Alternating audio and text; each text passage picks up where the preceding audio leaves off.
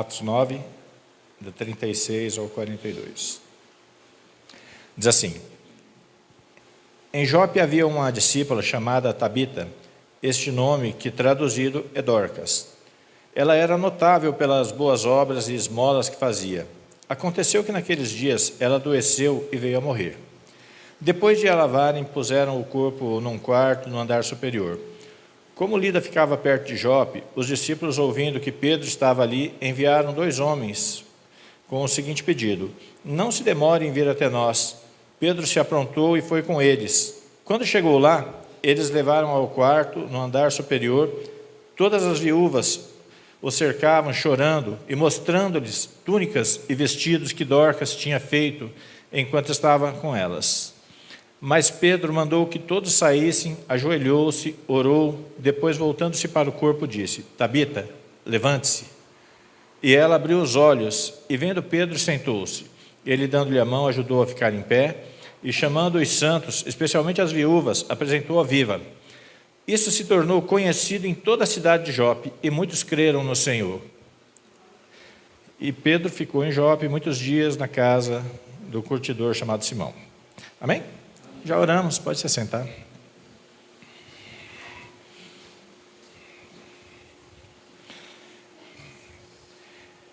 Que estava meditando, vendo os testemunhos, o texto de abertura. Nós vimos a irmã Clay falando daquilo que Deus fez por nós, Cristo, Deus, se entregando em sacrifício, fazendo a obra para nos salvar.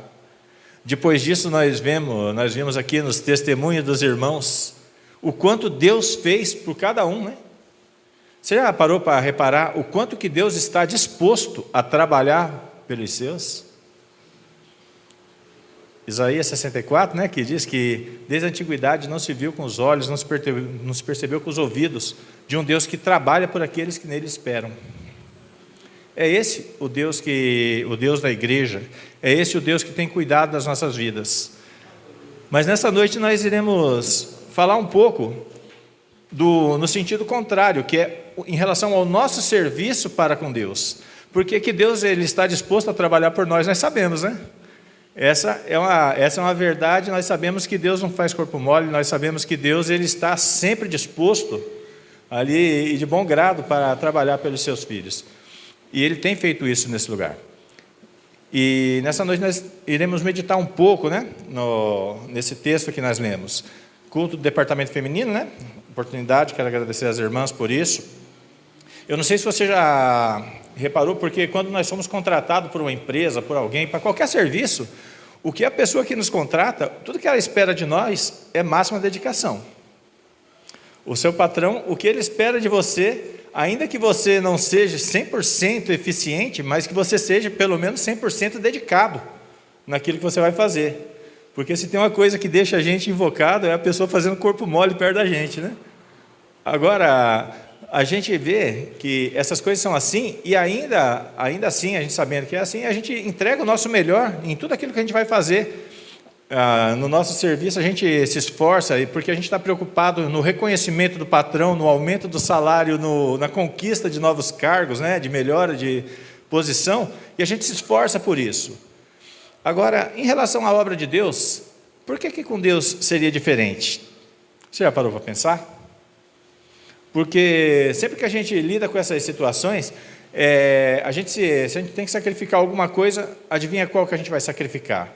É as nossas ou é a de Deus? Sempre, A de Deus. E aqui a gente tem essa questão da obra de Deus, E a gente vem aqui para a questão do lado espiritual, E no lado espiritual nos apresenta essa grande responsabilidade que nós temos que ter, e além de trabalhar com alegria para o Senhor, que essa é a forma que o Senhor tem escolhido com que nós nos apresentemos no seu reino, que nós venhamos trabalhar na obra dele, É trabalhar com alegria. E a pergunta que fica para nós é: quanto tempo e esforço nós temos dedicado a Deus? Será que o que nós temos dedicado a Deus é ali o máximo que nós podemos dedicar? se pegarmos volta de Cristo, nós temos culto de ensino, temos quinta-feira oração, temos culto de departamento no sábado e temos culto no domingo. Se você colocar 2 horas, não dá 10 horas por semana. E muitas vezes a nossa vida cristã ela tem se resumido nessas 10 horas. Muitas vezes isso é o que nós temos dedicado a esse Deus que tem operado tanto na igreja. Que Ele não olha se nós estamos no nosso carro dirigindo, Ele não olha se nós estamos doentes no hospital, Ele não olha se nós estamos no nosso trabalho afadigados, mas Deus está sempre com suas mãos estendidas para nos socorrer. Esse é o nosso Deus. Então, vamos meditar um pouco então na vida dessa mulher chamada Dorcas, essa irmã do passado. A primeira coisa que o texto nos relata é que essa mulher era uma serva, né? A primeira informação é que essa mulher, ela era uma discípula, era uma serva de Deus. E discípulo, né? Isso significa que ela era uma verdadeira cristã, era uma cristã fiel a Jesus Cristo. Irmãos, muitas vezes nós nos deparamos com esse pensamento humano e enganoso, né? Que a pessoa, ela, desde que ela estiver trabalhando, fazendo para Deus, Deus recebe. E a gente sabe que isso não é verdade. Deus ele tem os meios dele de trabalho, né? Deus tem o meio pelo qual Ele determinou que as coisas sejam feitas, e é assim que tem que ser feito. E ainda mais além do que isso, essa questão da forma de fazer, muitas pessoas acham ainda que isso, as pessoas lá fora e ainda cristãos, acham que aquilo que eles fazem na obra do Senhor, isso vai garantir ali um lugarzinho diante de Deus. No dia do juízo, isso vai aliviar a barra diante de Deus, né? Como se essas obras, elas servissem ali como peso na balança para que Deus ali nos salve ou alivie a mão, né? Em alguma coisa. Isso é um pensamento enganoso, isso é um pensamento humano, né? Onde as pessoas, eles olham para Deus pela meritocracia, por aquilo que eu faço vai me representar diante de Deus. E a gente sabe que não é assim. O trecho que a irmã Claire leu é justamente isso, é Deus vindo ao homem porque o homem não era capaz de ir a Deus. Cristo, em toda a sua divindade, se rebaixando até o mais baixo patamar para poder nos resgatar. E depois assunto aos céus, mas isso é Deus. Então, mas ainda hoje nós vemos pessoas que acham que pelo seu esforço, pelo seu bem fazer, né, eles ainda podem ali conseguir um lugar na sombra diante de Deus, né? E aqui vale ressaltar o ditado popular, né, que o povo diz, né, que de boas intenções o inferno está cheio. As pessoas usam tantos ditados populares, né? Esse aí é um ditado verdadeiro.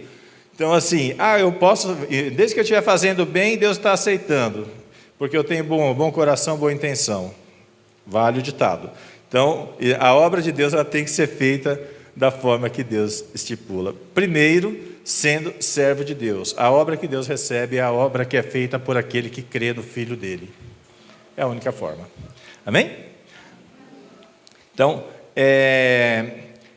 aqui a gente vai ver que a palavra de Deus diz em Mateus 7, 21, ali vai dizer, nem todo aquele que me diz Senhor, Senhor entrará no reino do céu, mas aquele que faz a vontade do meu Pai que estás no céu. Isso é Jesus falando, né? E, na verdade, o único homem que fez a vontade do Pai que está no céu foi Jesus.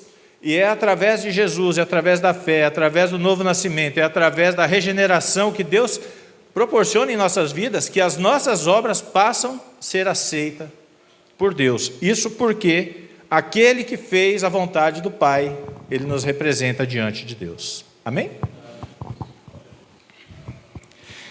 Então, o discípulo, ele é aquele que crê em seu mestre. Além disso, ele segue seus ensinamentos. Essa é a informação que o texto nos dá a respeito dessa irmã, que ela era uma serva fiel e ativa na igreja do Senhor. Uma das características de um verdadeiro servo é crer em Jesus. E a tal ponto da sua vida ser uma caminhada pelos ensinamentos da palavra e a disposição em trabalhar na obra, né? Tiago 2,26 vai dizer, porque assim como o corpo sem espírito é morto, assim também a fé sem obras é morta. Tiago, ele liga as duas coisas, né? como o cristianismo ele tem suas raízes ali no judaísmo, que onde eles se apegavam muito às obras, os homens ficavam preocupados. Agora é fé, agora é obra. E Tiago ele mostra ali que as duas coisas elas andam, elas caminham junto. Agora, porque você é uma nova criatura, agora que você nasceu em Cristo Jesus, agora você tem uma nova disponibilidade em trabalhar para o Senhor, nessas obras que você irá fazer para o reino de Deus, que vai abençoar os seus irmãos. Eu não sei se você reparou, mas ali no versículo 21, fala ainda mais alguma coisa a respeito dessa mulher. Ela era notável em suas obras. Eu não sei você, mas eu já tive alguns períodos que, mesmo estando na igreja, ali tudo que eu não queria era ser notado. Essa era uma irmã notável. Quando diz que ela era notável, é porque as obras que ela fazia, ali o trabalho dela na igreja, ele era percebido por todos. Era dedicado, era uma mulher eficiente, aquela mulher que se dispõe a fazer e fazia, e todos reconheciam o trabalho dela. Agora, muitas vezes nós temos feito corpo mole na igreja, tudo que nós queremos é passar de fininho, sem perceber, né? Quando o trabalho está por fazer, a gente quer se transformar no homem invisível, na mulher invisível, para não ser notado. E isso vai totalmente ao contrário do que o texto diz a respeito dessa irmã, que era uma irmã dedicada e que se esforçava. E esse trabalho dela, olha o quanto era importante na igreja, né? Esse tem sido um problema atual, né? E muitas vezes eu deixo de trabalhar na igreja porque eu não quero dispor do meu tempo, do meu lazer, do meu descanso, da minha família. Porque eu penso, olha, se eu já faço isso, então se eu fizer mais isso e isso, eu vou ter que tirar dos meus afazeres, porque do meu trabalho eu não posso tirar. Então, aí eu passo a não querer ser notado, eu passo a não me disponibilizar na obra de Deus, e muitas vezes eu não culpo os irmãos, a vida que a gente está vivendo, a correria do dia a dia, ela tem feito isso com a gente, mas também não serve de desculpa diante de Deus. Se não serve de desculpa diante do pastor, que conhece as nossas correrias, imagina Deus.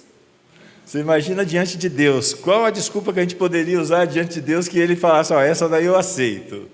Então, assim, mas muitas vezes nós temos lidado com isso, nós temos lidado com essa questão de querer passar, de se esquivar ali do trabalho na obra de Deus, para não nos atarefar, não nos sobrecarregar, né?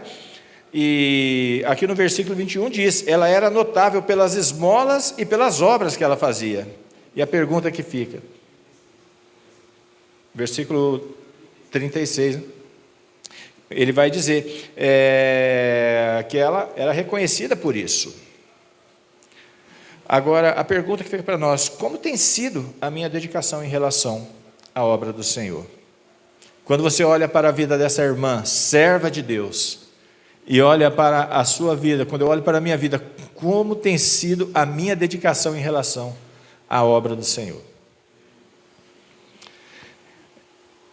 Outra coisa que a gente pode olhar para a vida dessa irmã e aprender é que o servo de Deus morre. Essa é uma notícia triste, que eu creio que muitos cristãos, a maioria dos cristãos não gostariam dela, né? Até porque, na verdade, o homem ele não foi feito para morrer, né? O homem não foi feito para morrer. O pecado trouxe essa condição miserável para a humanidade, né? E lá no Jardim do Éden, eu não sei se vocês lembram, tinha várias árvores, e entre elas tinha a árvore da vida. Deus não falou para Adão, tem a árvore da vida lá, mas ela estava lá. Só tinha a restrição da árvore do conhecimento. E Adão escolheu o conhecimento. Geralmente o homem gosta da questão do caminho rápido, ali do Google, né? Digita lá, resultado rapidinho. Você come desse fruto, você é igual a Deus. Mas Adão ele não quis da árvore da vida, que essa árvore da vida ela representa Cristo ali no jardim. E o homem abre mão disso. O homem abre mão de vida para buscar conhecimento. E o duro que não é o conhecimento que vem de Deus. Mas a proposta lá, sereis igual a Deus. Você não vai ter o conhecimento que vem dele, você vai ser igual, você vai ser outro. E isso agrada ao homem, esse sentimento de grandeza, né? E em Gênesis 3, 22 a 24, ele vai dizer: então disse o Senhor Deus, eis que o homem se tornou como um de nós, conhecedor do bem e do mal. Então, assim, para que não estenda a mão e tome também da árvore da vida, coma e viva eternamente, o Senhor Deus, pois, por isso lançou para fora do jardim do Éden, a fim de lavrar a terra que fora tomado. Expulsou o homem, colocou querubins ao oriente do jardim do Éden, e o refugir de uma espada que se revolvia para guardar o caminho da árvore da vida. Porque agora, o homem conhecedor, o que impediria ele de ir lá e tomar da árvore da vida e viver eternamente pecador? A vontade de Deus é que o homem viva eternamente santo, porque Deus é santo. A exortação de Deus para nós cristãos é: sede santo, porque eu sou santo. Mas o homem caído, se ele tivesse a possibilidade, ele ia lá e falava: olha, rapaz, tem o fruto da árvore da vida, agora eu quero. E Deus, pensando nisso, Deus tira o homem do jardim, né? Agora o homem pecador, ele caminha num processo de morte, e para nós cristãos, irmãos, não é diferente. Por isso que eu disse que muitos cristãos não gostam dessa conversa de morrer, né? E ainda tem ali tem uma proposta ali que Jesus ele faz para os seus discípulos, né? E essa daí também não agrada. Ali que Jesus ele vai dizer lá na verdade, Jesus vai dizer em Mateus 24, verso 9, então eles vos entregarão para serem afligidos, condenados à morte, e sereis odiados por todas as nações por serem meus seguidores. E também, Romanos, Paulo vai dizer, 8, verso 36, como está escrito, por amor de ti somos entregues à morte todos os dias, fomos considerados como ovelhas para o matadouro. Então, a proposta de cristão, ela é morte. A proposta de Deus para os seus servos, para os seus seguidores, nessa terra, é uma proposta passageira. Você vai morrer. E ainda tem um agravante pior ainda no texto que a gente viu agora há pouco, que ainda se torna mais decepcionante para os cristãos desinformados da atualidade, né? É que o servo de Deus também morre de doença. Além dele morrer como cristão, mais decepcionante para eles é que eles morrem de doença nessa época. Isso aí deixa muitos frustrados, porque muita gente, eles acreditam que por eu ser servo de Deus, Deus não pode deixar nada de mal acontecer comigo. Porque eu era um perdido, não tinha Jesus, mas agora que eu sou servo de Deus, porque assim, quando o homem não tinha Jesus, ele podia morrer no acidente, ele podia morrer doente, ele podia tudo isso. E não tinha problema, o senhor dele era o pecado, era o diabo, e ele não tinha problema com isso, ele sabia que o futuro dele era a morte, e não tinha problema. Agora ele se torna servo de Deus, ganha a vida eterna, e ele acha ainda que ele não pode morrer nessa terra. Ele acha que isso é injustiça da parte de Deus. Muitos cristãos eles ficam frustrados com essa questão. E esse texto ele nos mostra que a serva de Deus ativa, valorosa ali na obra de Deus, ela morre. E ela morre, ela fica doente e ela morre. Então, a gente tem que ver que ali Jesus ele diz lá em João 21, verso 22, até porque essa daí é uma ideia, irmãos, que as pessoas, se pudessem, eles ficariam vivos, né? Eu queria ficar vivo até Jesus voltar, né? A vontade, esse é um pensamento humano, rapaz. Se o negócio tiver que acabar, eu quero ficar até o final, né? Para não ter que passar. O Pedro já olhando para Jesus, Jesus fala: Pedro, quando você era moço, você se cingia, você ia para onde você queria, né? Mas agora que você está velho, agora outros te cingirão e te levarão por onde você não quer ir. Isso já apontando para a morte de Pedro. Qual seria o caminho de Pedro, né? Aquele que diz que amava Jesus. E Jesus falou: a sua cruz já está preparada lá, rapaz. E Pedro olha e fala: e esse aí? E João? E Jesus dá uma resposta enigmática, né, que isso fica na cabeça da igreja. Ele fala, e se eu desejo que ele fique vivo até que eu volte, que te importa? Entretanto, você vai e segue-me. Na verdade, isso aí fica na cabeça da igreja porque o povo achou que João era o termômetro, né, para a volta de Jesus, e todo mundo olhando, olha, enquanto João estiver vivo, Jesus não volta, né? Então, olha só, a gente tem essa responsabilidade de trabalhar na obra de Deus. A gente tem todo esse trabalho de organizar a nossa vida, de tal forma que essas coisas sejam conciliadas, o nosso tempo entre Deus, família, igreja, trabalho e outras coisas, né, que vão surgindo no decorrer da nossa vida.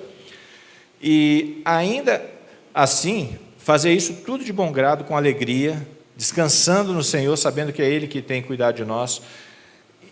E ainda termos em mente que as nossas vidas, apesar de servirmos o Deus Todo-Poderoso que controla o céu e a terra, que cuida de todas as coisas, que governa tudo, que tem todo o poder em suas mãos, Ele pode fazer e nossas vidas acabar, como um estalo. Ele pode nos colocar em enfermidade, em cima de um leito, e nós podemos morrer por causa dessa enfermidade. E o relato, ele vai contar que a gente vai ver que essa irmã, ela fica doente, ela morre, eles preparam o corpo e eles ficam sabendo, ó, tem um apóstolo de Jesus lá em Jope, né? Então chama ele lá, vamos chamar o apóstolo. E eles vão até Pedro, que é uma cidade próxima, ó, você tem que vir com a gente. E Pedro, ali dispostamente vai, chega lá, acho que fica sabendo lá do ocorrido, rapaz, eu achei que não era tudo isso, né? Pedro deve ter imaginado que ia fazer um culto fúnebre. Não, o apóstolo Pedro, a conversa é outra, ó. Você orar para a defunta aí. E Pedro, ele chega lá, ele se depara com um grupo de irmãs da igreja, chorando, e todas tristes, e era razão mesmo de estar triste, porque o grupo de irmãs daquela igreja, boa parte era composto por viúvas, mulheres que eram desprezadas, mulheres abandonadas da sociedade, né? O marido morreu, muitas vezes não tinha os filhos para cuidar, e elas dependiam da misericórdia, e a igreja de Cristo, ela veio como um alento para as viúvas daquela época, né? Para cuidar, e essa Dorcas, ela era uma engrenagem de Deus ali, no socorro a essas mulheres. Pedro chega lá e se depara com toda essa situação, uma serva fiel, amada, valorosa, ativa no reino de Deus, que morreu, e agora a falta que essa mulher faz, né, a tristeza que traz, não somente pela perda da vida dela, mas também pelo trabalho dessa mulher. Olha só, as pessoas que se dispõem a trabalhar, que estão dispostas a trabalhar, a se entregar no reino de Deus, elas fazem falta. Muitas vezes nós queremos ali relevância na igreja, nós queremos aparecer, queremos que o nosso trabalho seja reconhecido. Precisa disso, precisa de entrega, de dedicação, né, naquilo que a gente vai fazer. Essas mulheres estavam aos prantos, por quê? Porque a irmã Dorcas tinha morrido. Pedro se depara com esse ambiente, né? E diante disso ele vai orar, né?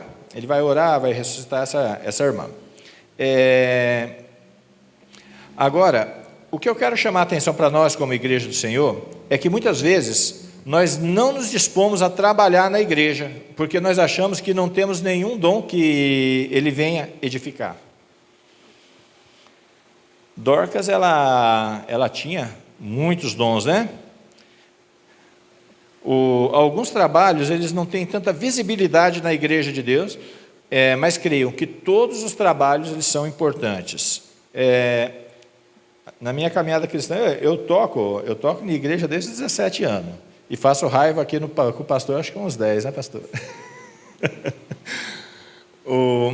Mas assim, assim como os que pregam, e temos que ressaltar que temos exímios pregadores aqui na igreja, pessoas usadas por Deus para poder trazer a palavra, diante de tudo isso, alguns muitas vezes olham e falam, rapaz, mas o que eu sei fazer é tão pequeno, é tão irrelevante, que quando aparece a necessidade, ele não se dispõe.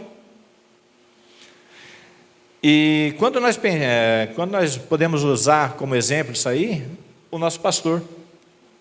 Olha só, quando você fala de pastor, geralmente você pensa pregação, púlpito, né? O povo fala, não, o pastor prega. O que o pastor faz? Não, o pastor prega. E é isso aí, que se resume a visão que o povo tem. Por quê? Porque geralmente é aqui que a gente vê o pastor pregando. Só que a vida pastoral, ela se resume no púlpito, pastor? Essa é a menor parte. Nós não vemos as horas de aconselhamento, nós não vemos o telefone que toca nas madrugadas para socorro, nós não vemos as horas de tristeza e desespero que as pessoas estão em angústia e ligam para o pastor, acorda aí e ora para mim, porque eu estou aflito aqui. As pessoas não olham ali, só vêem os 45 minutos de pregação, mas não vêem a noite inteira de estudo e ali debruçado em cima da Bíblia para poder trazer o alimento. Ali os preparos de estudo, tudo isso aí não está aqui na frente no púlpito, isso aí está lá na retaguarda, isso aí está lá onde a gente não vê. E isso aí é a parte que Deus olha ali do trabalho do pastor, porque a palavra ela é muito importante, porque é através da pregação da palavra fiel que o Espírito Santo ele age e transforma e salva vidas.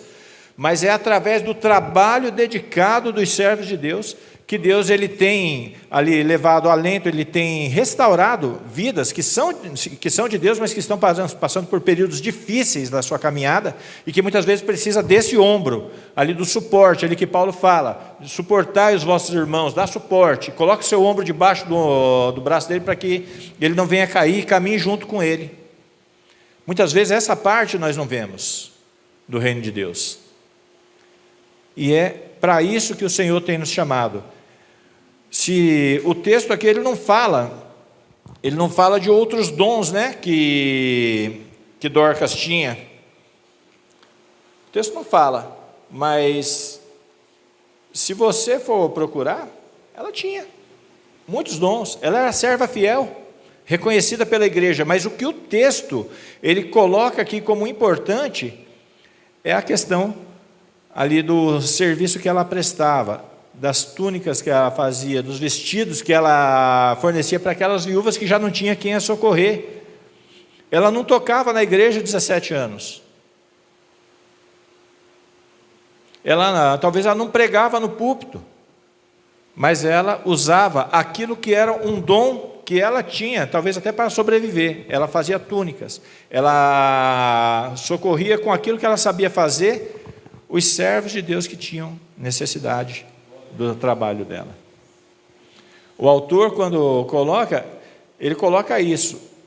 Ela servia a igreja com o dom que ela tinha, ela fazia túnicas.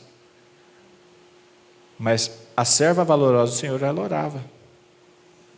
Ela podia falar em língua, ela podia cantar maravilhosamente, mas o dom que foi destacado é esse. Por quê? Porque ele mostra que independente daquilo que você sabe fazer, o seu trabalho ele é relevante na obra do Senhor. Estamos no começo do ano, a irmã Michele está aí, e ela vai precisar de toda a ajuda possível, e talvez você fale, mas eu não sei pregar, mas você tem alguma coisa que você sabe fazer, que a Michele não sabe, as outras irmãs não sabem, é só você que sabe, e pode abençoar a vida de outras irmãs, pode abençoar a vida da igreja, assim como Dorcas fazia. Você prega, Dorcas? Não, eu faço túnicas, e tem umas irmãs lá que estão precisando, e eu vou fazer isso, eu vou tirar ali do meu dia, do meu trabalho ali, porque ela não fazia túnicas no culto.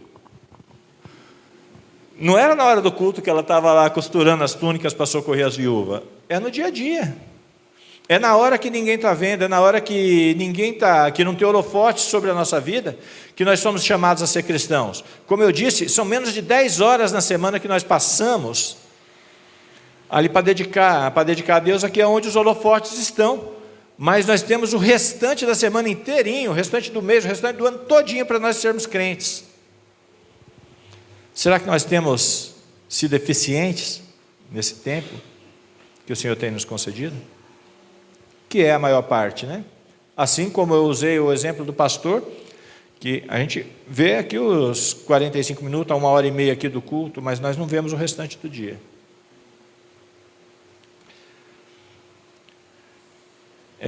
Qual o dom que você pode usar na obra de Deus? Quantas vidas podem ser abençoadas através daquilo que Deus te concedeu? Será que não é justamente do seu dom que os irmãos estão precisando? Eu creio que sim. É alguém precisando daquilo que só você pode fazer. Colossenses 3, 23 e 24 diz: tudo que fizerem, façam de todo o coração como para o Senhor, e não a homens, sabendo que receberão do Senhor a recompensa da herança, e a Cristo o Senhor que vocês estão servindo. Tudo que você fizer, faça como se tivesse feito para o Senhor, que é a Cristo. Somos servos dele. Estamos socorrendo as ovelhas dele, estamos ajudando aqueles que ele escolheu, que congregou aqui nesse lugar e que tem necessidades, assim como aquelas viúvas. E é através de você, é através de mim, né, que o Senhor vai fazer. Então, nós já vimos que ela era uma serva valorosa, nós vimos que servo de Deus morre de doença, para tristeza, né? Mas nós temos uma promessa, né? Diante de toda a necessidade da igreja, da tristeza das irmãs, Pedro ora e Deus ressuscita a sua serva. Irmãos, eu não quero criar aqui doutrina, tá? Eu já vou avisando logo, se você ficar doente ali, se você morrer, de repente vai chamar o pastor, vem aqui, pastor. O pastor chega lá, assim como Pedro, de repente chega lá, eu vou orar, olha, talvez o pastor vai orar e você não vai ressuscitar, talvez você não vai ser curado. Isso não é doutrina, tá? Isso aqui é um livro histórico, isso aqui é um livro que conta aquilo que Deus fez naquele lugar. Então, mas uma coisa que fica claro aqui no texto, é que diante da oração de Pedro, Deus ressuscita aquela mulher, e isso se tornou conhecido por toda Jope, e muitos creram no Senhor, está lá no versículo 42. E olha só o que é mais importante, todos entenderam que o grande poder ali não era de Pedro, era de Deus, porque quem foi exaltado não foi Pedro, quem foi exaltado foi o Senhor. É dessa forma, Pedro, ele foi lá assim, fazer aquilo que ele sabia fazer, ele foi lá levar a palavra do Senhor, ele foi lá levar a oração do servo do Senhor, e Deus usou ele como instrumento, mas o poder que veio foi de Deus. Da mesma forma que você vai usar o seu trabalho, mas quem vai ser exaltado nisso tudo é o Senhor. Tudo que nós fazemos é para exaltar o Senhor, é para a grandeza do nome dEle. Nós estamos desfrutando aqui de momentos maravilhosos, né, nas quintas-feiras, já foi falado aqui. Irmãos, olha só quantas pessoas vieram aos cultos de orações. Eu lembro aqui que mais no começo, né, poucas pessoas vinham, né? Está uma bênção os cultos de orações. A gente conta aí 30 pessoas aí orando. Olha que tem vezes que você achar 30 pessoas cultuando é difícil. Você achar 30 pessoas de joelho dobrado, clamando a Deus, apresentando as necessidades, glorificando a Deus, agradecendo a Deus, isso é uma vitória no tempo que nós estamos vivendo. E nós temos visto aqui Deus atendendo pedidos, Deus fazendo milagres, Deus operando maravilhas nesse lugar. E muitas pessoas que estão chegando, eles têm chegado justamente por isso, eles têm ouvido das maravilhas que o Senhor tem feito aqui na sua vida. E é por causa do seu testemunho, é por causa daquilo que você tem propagado. Olha, o Senhor tem abençoado os cultos de quinta-feira, porque primeiro o pessoal pensava, culto de quinta-feira é igual castigo de mãe, né? Eu vou pôr você a orar. O povo achava que era castigo. Hoje o pessoal olha, não é castigo, não é bênção esse lugar. A oração, esse tempo que passa na presença de Deus é bênção. Deus, Ele está abençoando, Deus está ali presente. E pessoas têm vindo, né, têm chegado aqui. E como eu já disse, talvez a sua doença não vai ser resolvida, mesmo você vindo aqui no culto de oração. Talvez, se morrer, não vai ressuscitar também na oração. Mas uma coisa que eu posso garantir para você é que você vindo aqui na oração, você vai ser fortalecido.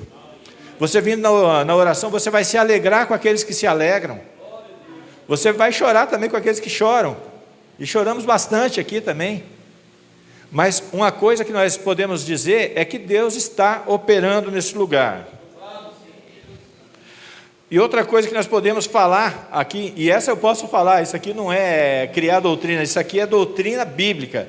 Uma coisa que eu posso falar é que se você é um discípulo fiel de Jesus, assim como aquela mulher, se você é um servo de Deus, Ele te ressuscitará.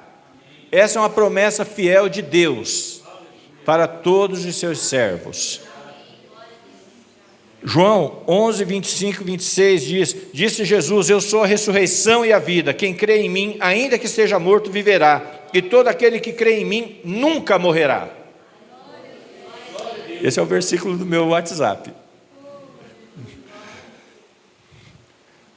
Ainda em João 6, verso 40, vai dizer: de fato, esta é a vontade daquele que me enviou, todo aquele que vir o Filho e nele crê tem a vida eterna, e eu o ressuscitarei no último dia.